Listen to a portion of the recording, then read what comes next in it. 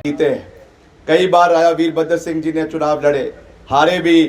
प्रतिभा सिंह जी ने चुनाव लड़े, जीते भी और हारे भी, मगर निरंतर आप लोगों के साथ खड़े रहे। आज जिस तरीके से भाजपा की प्रत्याशी है, आज बड़ी बड़ी बातें कर रही हैं, मगर उनको पता है कि 4 जून को उन्होंने वापस मुंबई चले जाना है, क्योंकि वो यहाँ पे केवल छुट्टियाँ मनाने आई है।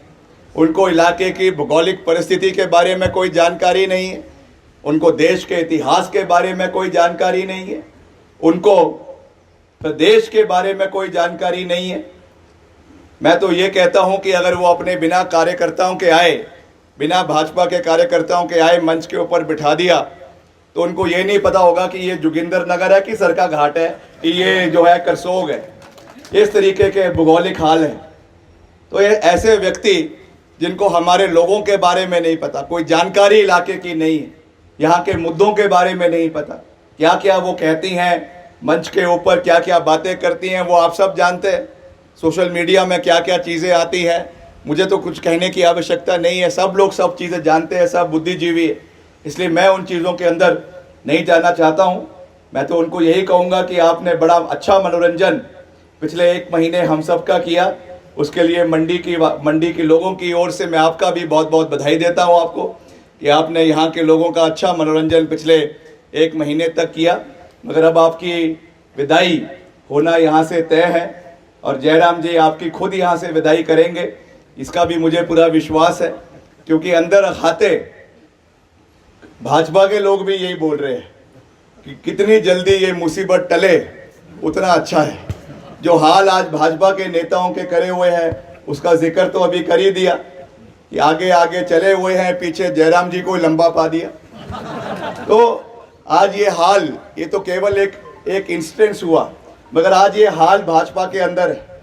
आज भाजपा के विधायकों के अंदर, भाजपा के कार्यकर्ताओं के अंदर घुटन है कि एक ऐसे व्यक्ति को हमें ऊपर आके हमारे ऊपर थोप दिया, जिनका कोई सरोकार हमारे लोगों के साथ नहीं।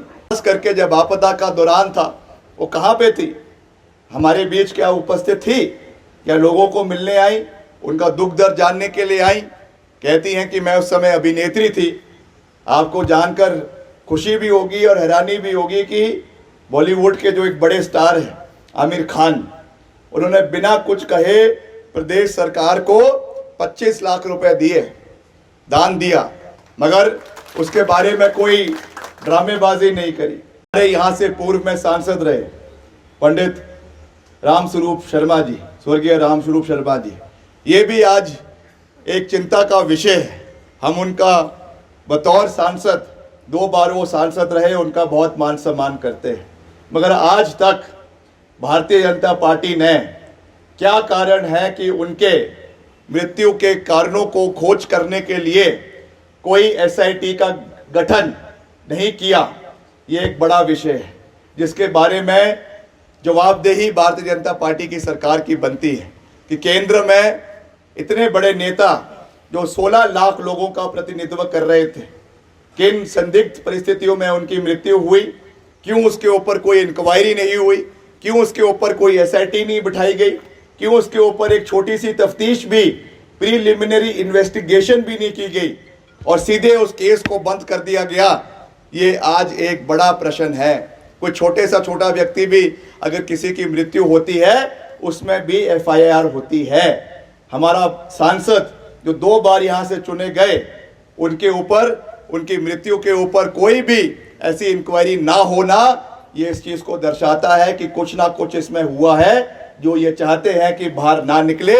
मगर इसको भी हम, इस विषय को, इसका राजनीति से कोई संबंध नहीं है, मगर फिर भी एक संवेदनशीलता के नाते, एक भाईचारे के नाते इसको उठाना, ये हमारा दायित्व बनता है। और निश्चित तौर से जहां मुझे लगेगा लोकसभा के अंदर भी अगर मुझे ये आने वाले समय में उठाना पड़ेगा, ये मेरा वादा है कि इस विषय को मैं गंभीरता के साथ केंद्र सरकार के समक्ष आने वाले समय में उठाऊंगा।